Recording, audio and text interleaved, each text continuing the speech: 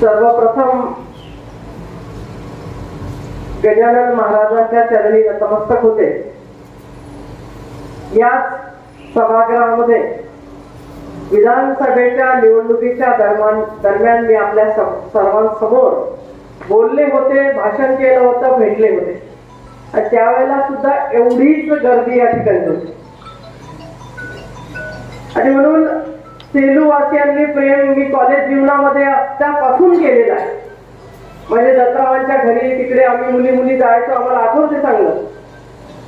आणि त्यानंतर लगेच 2-4 वर्षामध्ये या भागाची खासदार म्हणून तुमच्या सगळ्यांच्या आशीर्वादाने मी पहिल्यांदा निवडून आले। आणि मग सेलूमध्ये रंगरावजी आहेत, साहेबरावजी आहेत, त्यांचे बाकीचे आरजी साहेब आहेत, बाकीचे सगळे आहेत, पण अजून कोणीतरी पाहिजे तिकडे। आणि मग दत्तरावजी खडसे आम्हाला सोबत पाहिजे। मग त्यावेळेला आम्ही बसलो, बऱ्याचशा गोष्टी झाल्या, ते सोबत आले आणि त्यांनी सांगितलं की ताई सोबत ते येतो, पण हा रस्ता मला पाहिजे। आमच्या गावकऱ्यांची फार अडचण आहे, आम्हाला रस्ता पाहिजे, बरोबर आहे। आणि त्यावेळेला खासदाराला फक्त 2 कोटी रुपये मिळत होते। हा जिल्हा आणि यवतमाळ जिल्ह्याचा काही भाग मतदारसंघामध्ये होता, पण तुम्हाला सगळ्यांना कल्पना आहे की एखादं धाडस करायला आम्ही काही मागे पुढे पाहत नाही। आणि शब्द दिला तो पाळला गेला पाहिजे, शब्द दिला त्याप्रमाणे कामही झालं पाहिजे, हे माझ्या वडिलांनी मला शिकवलेलं आहे। आणि आपल्या सगळ्यांना मी सांगू इच्छिते की त्या 2 कोटी ते 10 लाख रुपये या रस्त्यावरती आपण टाकले। आणि हा रस्ता केला ज्या वेळेला मी सेलूमध्ये येते त्या वेळेला सगळी मंडळी या रस्त्याचे मला आठवण करून देतात की काही अजूनही रस्ता चांगला आहे, काही अजूनही रस्ता चांगला आहे। मग रस्ता चांगला आहे काय म्हटलं, ते सांगते मी, त्याच्यावरच येते। माणसं चांगली आहेत, रस्ता चांगला आहे, मग आता एवढ्या 10-15 वर्षामध्ये काय बदललं बरं? माणसंही तेच आहेत, रस्ताही तेच आहे, मग काय बदललं? हे बदललेलं आहे ना, जे बदललं मधलं ते दुरुस्त आपल्याला करायचं। हा रस्ता करता वेळेला ज्या कोण्या कॉन्ट्रॅक्टरने काम केलं ते फार चांगलं केलं। आता ज्या रस्त्याचं भूमिपूजन आपण केलं सेलू खडसे ते भरजागे, आता मला त्याच्यावर सांगतात की 2 वेळा काम झालं। मग 2 वेळा काम झालं तर मग त्या एस्टिमेट मध्ये खरंच बाबा नुसतंच बुडून टाकणं होतं का, दबाई होती का, कशा पद्धतीचं होतं, ते काम का चांगलं झालं नाही हे पाहण्याचं काम निश्चितच आपल्या गावकरी मंडळींचं आहे। परत ते जाऊ दे, मी यवतमाळला खासदार होती, मधल्या पिरियड मध्ये 5-7 वर्षापूर्वी या रस्त्यावरची पुलं झाले नाही म्हणून माझ्याकडे तक्रार आली, तुम्हीच मंडळींनी दिली होती तक्रार। पण आता हे पुलं करणारा ठेकेदार बी आपलाच आहे म्हणतात, बरोबर आहे। हे डांबराचे रस्ता करणारा ठेकेदार म्हणजे आपलाच आहे।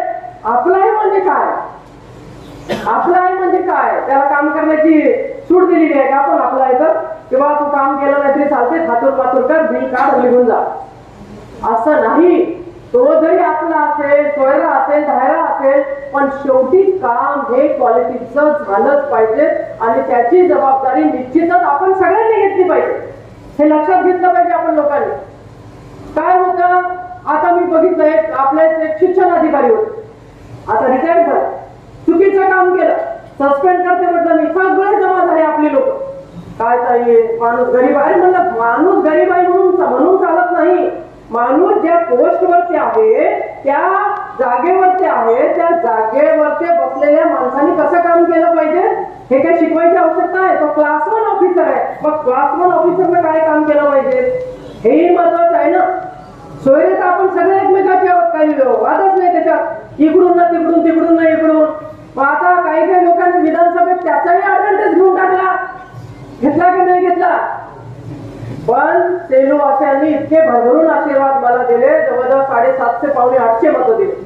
1300 पैकी 750 मतं म्हणजे खूप झाले। असे सगळ्या गावात पडले असते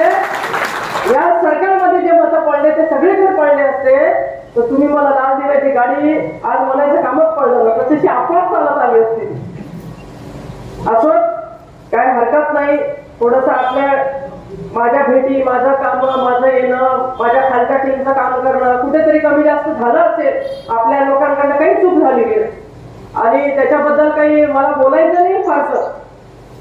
पण ही निवडणूक झाली आणि निवडणूक झाल्यानंतर पानंद रस्त्यानं जवळजवळ 350-400 सर आपण 300च्या वरचे रस्ते टाकले जिल्ह्यातले.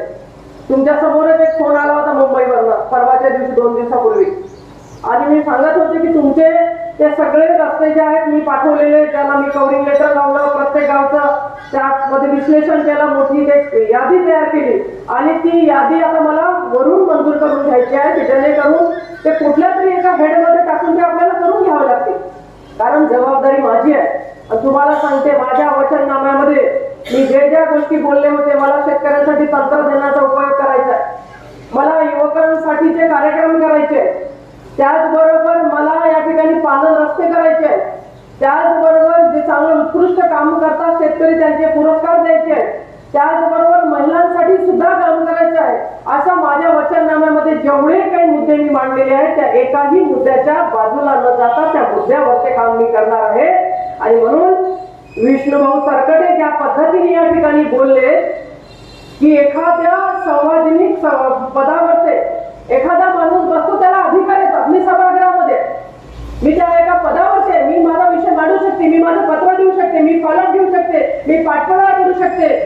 आणि रिसोर्स पाणी पुरवठा योजना मागच्या काळामध्ये माझ्या वडिलांनीच मंजूर करून घेतली होती आणि आताची पाणी पुरवठा योजना सुद्धा मीच करून घेतलेली आहे.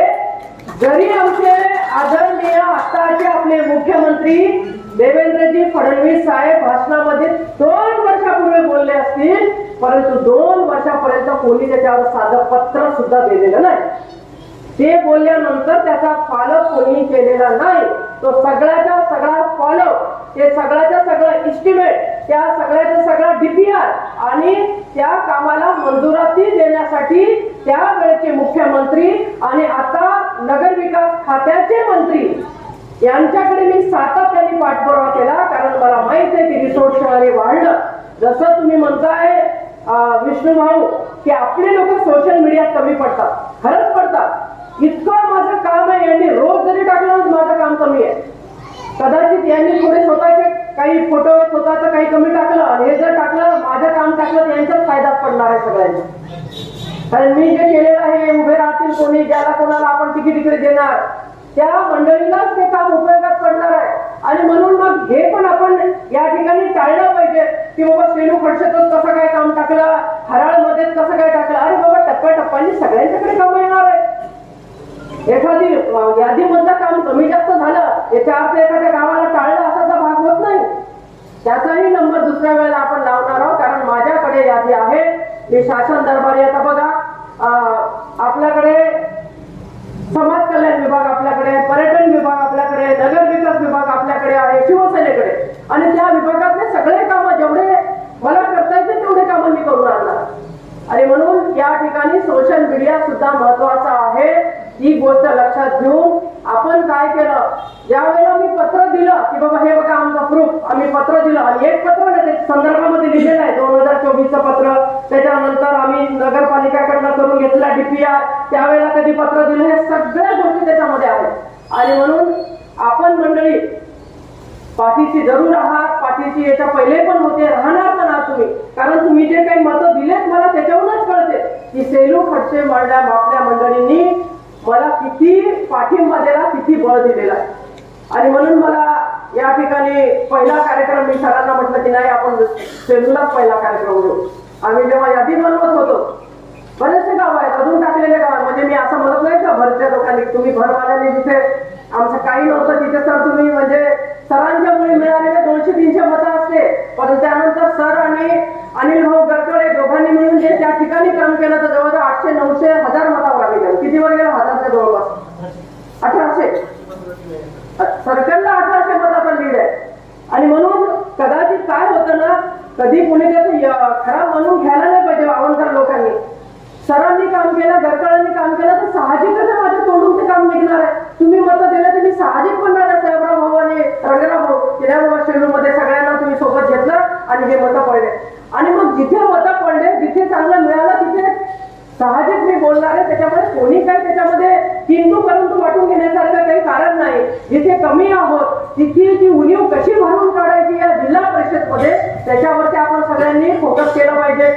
आपण सगळ्यांनी काम केलं पाहिजे. बघा, मला तर काम करायचं आहे. आज मी विधान परिषदेची सदस्य आहे. माझ्या विरोधामध्ये काय प्रचार केला गेला?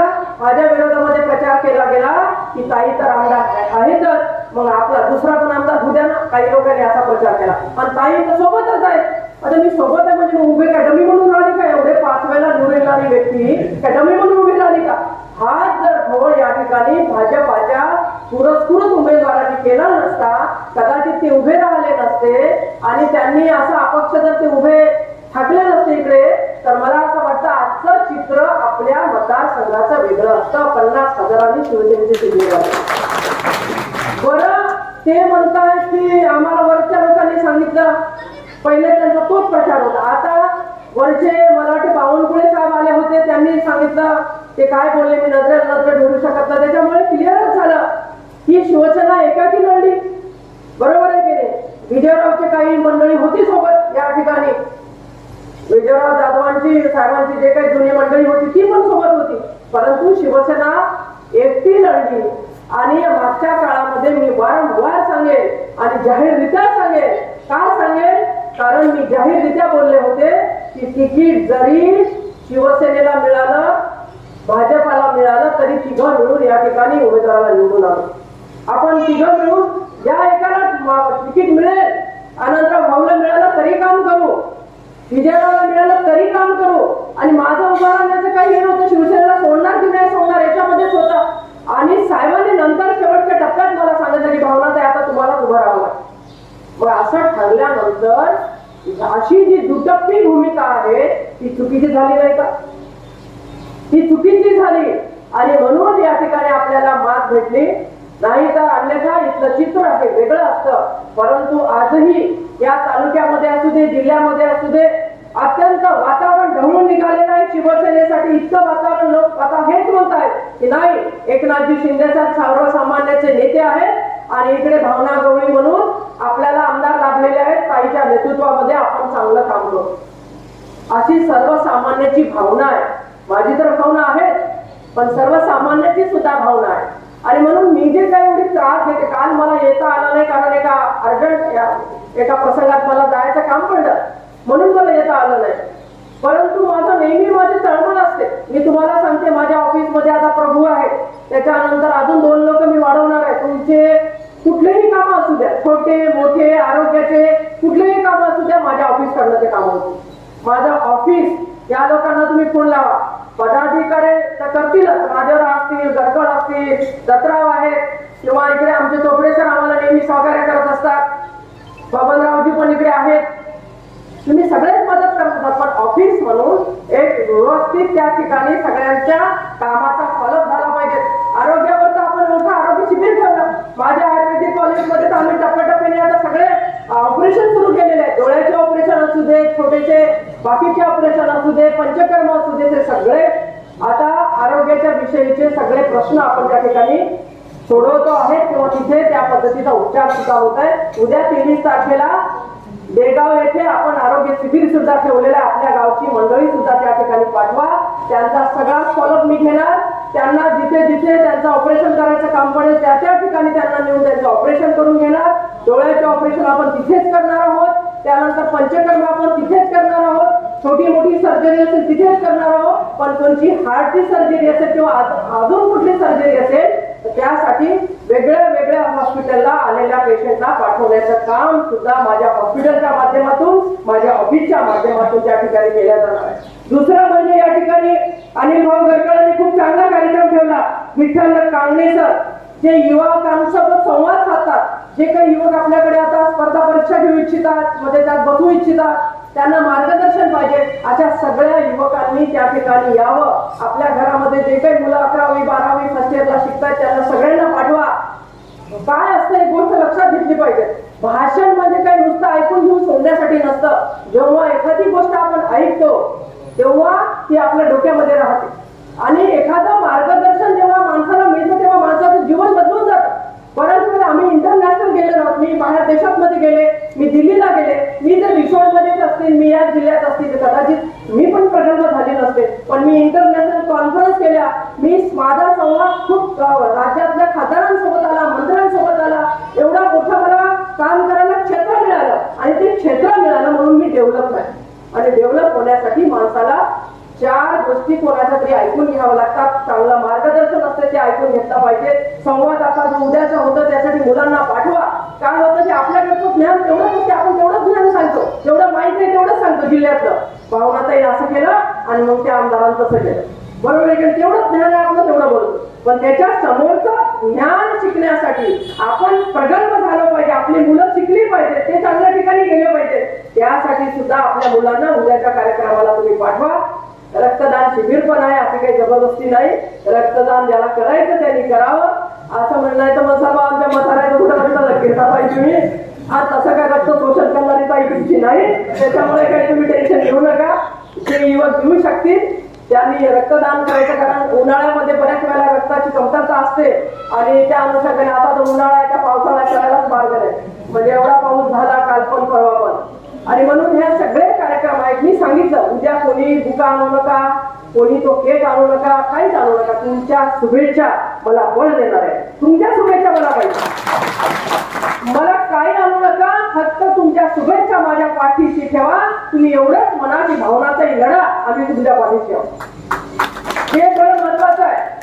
ही जी काही साथ असते ना ती महत्वाची आहे आणि ती साथ मला तुमच्याकडून मिळालेली आहे. भविष्यामध्ये तुमच्याकडे मिळत राहील आपली अशी अपेक्षा या उद्घाटनाच्या पालन रस्त्याच्या उद्घाटनाच्या निमित्ताने मी केल्याशिवाय राहणार नाही. मोठेगावच्या रस्त्याबद्दल नारायणराव तुम्ही बोलले. अजून बाकीचे जे काही कामं आहेत आपल्या गावामध्ये छोटे मोठे ते टप्प्याटप्प्यामध्ये आपण करू. मी असं म्हणत नाही जादूची कांडी तर माझ्याकडे नाही, पण जादूची कांडी जरी नसेल तर जादू सारखं काम करण्याची तयारी मात्र माझी आहे, हे लक्षात घ्या. काम तसं होत नसतं, स्वतःला ऍक्टिव्ह करावं लागतं, खूप त्याच्यावरती झोपून घेऊन काम करावं लागतं. या फाईलच्या मागे ही फाईल माझी जवळपास आपल्या इलेक्शनच्या अगोदर बनवली होती सर आपण यादी. त्याच्यामुळे गडकळांचा त्याच्यात काही सहभाग नाही किंवा गडकळाच्या एका 2 रस्ते टाकले म्हणून ते सरांच्या मुळे टाकलेले रस्ते आहेत. ते गडकळांना फायद्याचे ठरते ते नंतरची गोष्ट आहे, बरोबर आहे काय. पण शेलू माझा आहे आणि शेलू मध्ये टाकला गेला पाहिजे. त्याच मंडळीने आपल्या सांगितलं, रंगरावजी असतील किंवा साहेबरावजी असतील या मंडळी, आणि म्हणून ही यादी टाकली. ही यादी जवळजवळ 2 महिने आता ते मंत्र्यांकडे ज्याच्याकडनं काम करून घ्यायचं त्याचं काहीतरी प्रकरण निघालं होतं, ते महिन्यामध्ये भेटत झालेले आहे. त्याच्यामुळे ती सही चालती थांबून बसली. सर काय झालं की मंत्र्याला काही भेटताच नाही आलं गोरेला. मग गोरेला भेटता नाही आल्यामुळे ते काय झालं ती फाईल थांबली. मग नंतर आम्हाला यवतमाळवर काही अहवाल मागवायचं काम पडलं, काही वाशिम मध्ये अहवाल मागवायचं काम पडलं. बरं ते एक्झिक्युटिव्ह इंजिनियर 8 दिवसाच्या सुट्टीवर निघून गेले आमच्या 15 दिवस त्याच्यात. आणि मग ती सही म्हणजे त्याचा फॉलो मी सुद्धा मंत्र्यांना बोलले, PS ला बोलले आणि 4-8 दिवसापूर्वी त्याच्या फाईलवर सही झाली आणि आज आपण त्याचं भूमिपूजन करतो. म्हणजे काम करताना व्यत्यय येतातच, परंतु त्याच्या सातत्याने मागे राहिलं तर काम हे होते. त्याचं उदाहरण आपल्या गावचा हा पांढरा रस्ता आहे. आणि मी आता संबंधित एजन्सीला पण सांगितलं काम आपल्याला चांगलं करायचं आहे आणि क्वालिटीचं करायचं आहे आणि 8-10 दिवसात संपवायचं. म्हणजे आता झालं सक्रिय मान्सून तर जवळपास असं म्हणायला काही हरकत नाही. जर या टप्प्यात ते सगळं झालं तर काम करून टाकू.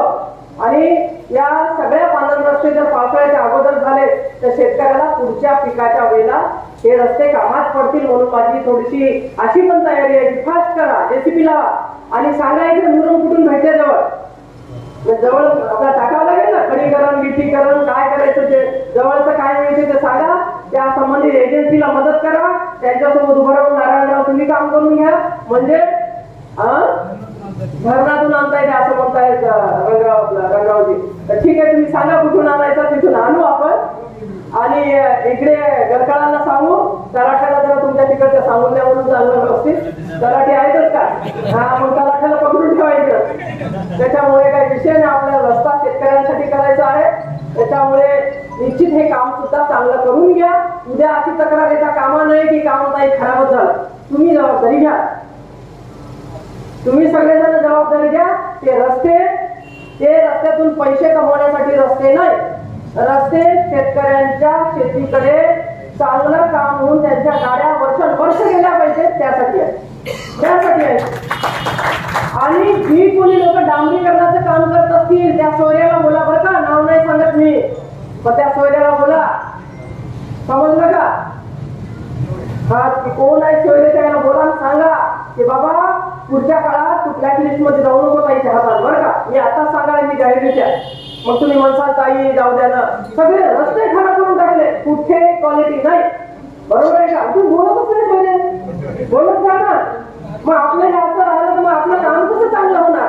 आपल्याला या ठिकाणी क्वालिटीचं काम करायचं तर आपल्याला बोलावं पण लागेल. आणि आपण नाही बोललं तर काम, आता तुम्ही म्हणता की ताई बाबा एकदमच रागवतात, एकदमच बोलतात. अरे बाबा तुमच्यासाठीच बोलते ना, का मी काय त्याच्याकडून काही घेतलेलं आहे का?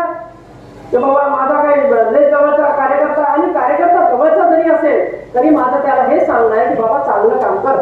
मला लोकांनी बोलता कामा नये की ताई तुमच्या माणसाने खराब काम केलं. माझ्याकडे कंप्लेंट नाही आली पाहिजे, 2 पैसे कमी कमव पण काम चांगलं कर, नंतर तुझं नाव घेऊन मला टाकता आलं पाहिजे अधिकाऱ्याला की साहेब देऊन टाकावर त्याला, ते चांगलं काम करते, काही पाहायचं काम नाही असं म्हणता आलं पाहिजे. आणि म्हणून ही सगळी जबाबदारी आपल्या सगळ्यांची, गावकऱ्यांची सुद्धा आहे. काम चांगलं करून घ्या आणि तुमचे राहिलेले जे काही कामं आहेत ते पुढच्या टप्प्यामध्ये थोड्या वेळाने करू. एकदम तर काही होणार नाही, पण ते काही एखाद्या वर्षात 1.5 वर्षात अजून त्याला पण आपण मार्गस्थ करू. अशा रीतीने आपल्या गावचा, बाजूच्या रस्त्याचा विकास या ठिकाणी आपण सगळे मिळून करूया. तुम्ही सगळ्यांनी रंगरावजी सांगत होते, मी म्हटलं मी खरं सांगू का, मी पाहिलंच नाही कोणा किती मतं दिले. कसं आहे, तू पाहिलं की काय होते एवढी, काही लोक असे यादीच घेऊन बसले, म्हटलं मी यादी किती घेऊन बसत नाही, जाऊ दे म्हटलं, ते झालं. पुढच्या वेळेला एवढं काम करेल की मी तुमच्याकडे प्रचाराला जरी नाही आले तरी तुम्ही मला मतं दिले पाहिजे. एवढं काम करेल, एवढं काम केलं गेलं पाहिजे की मी जसं यवतमाळमध्ये इथून जाऊन तिथे मतं घेतले. विचार करा मग तुम्ही, त्या यवतमाळ वाल्यांचे एवढे कामं मी केलेले आहेत त्याच्यामुळे त्यांनी मतं दिली ना. आणि तसंच या भागामध्ये सुद्धा आता मी परत आलेली आहे 15 वर्षानंतर, म्हणजे 2009-10 ला मी तिकडे गेले, तर आता जवळजवळ 25 मध्ये इकडे आले. आता इकडे ठेवणार ना तुम्ही लोक, डबल पाठवता, असं करू नका, आता राहू द्या इकडे. त्याच्यामुळे इकडे चांगलं काम करूया, आपल्या सगळ्यांच्या सहकार्याने चांगलं काम होईल, इथला विकास होईल. आपण जे काही प्रश्न मांडले ते चांगले आपण या ठिकाणी सोडूयात. आणि उद्याचं जे युवकांचं मार्गदर्शन आहे, रक्तदान शिबिर आहे, आणि आपले काही पेशंट असतील ते आपल्या देगावच्या आयुर्वेदिक कॉलेजला तिथे पाठवा. सगळ्या प्रकारचे डॉक्टर, आज कॉम्प्लेन आणले का आपल्या गाडीमध्ये, काही आहेत? नाही आणले? आणायचे ना, मग सांगायचं काम नाही पडलं पाहिजे, खटकन डोक्यात आलं पाहिजे, कुठे चाललो, काय केलं पाहिजे हे संबंधित माणसाच्या डोक्यात नाही आलं तर सगळ्या गोष्टी मला डोक्यात ठेवावं लागतील. तर सगळ्या कामं आपल्या सगळ्यांकडनं झाले पाहिजे, त्या पद्धतीने सगळ्यांनी काम करावं किंवा त्या ठिकाणी आपल्या गरजू लोकांना घेऊन जावं, एवढीच मी विनंती या निमित्ताने करते. आपण माझा आदर सत्कार केला आणि खूप वेळचे तुम्ही थांबले, म्हणजे तुम्ही 11 पासून थांबलेले आहे माझ्यासाठी, म्हणून मी पण भाषण लावलं. आता नेहमी काही चान्स भेटत नाही, आता जवळजवळ 4-6 महिन्यालाच यायला भेटेल. आला तरी काय असतं की आले भेटीला आले निघून गेले असं होतं. आणि म्हटलं आपण पण या ठिकाणी थोडं सविस्तर असं मार्गदर्शन केलं पाहिजे. आपण सगळ्यांनी ऐकून घेतलं, आपल्या सगळ्यांची माया प्रेम असंच माझ्यामध्ये कायम राहावं अशी परत एकदा अपेक्षा करते आणि थांबते. जय हिंद, जय महाराज, वंदे मातरम, जय गजानन.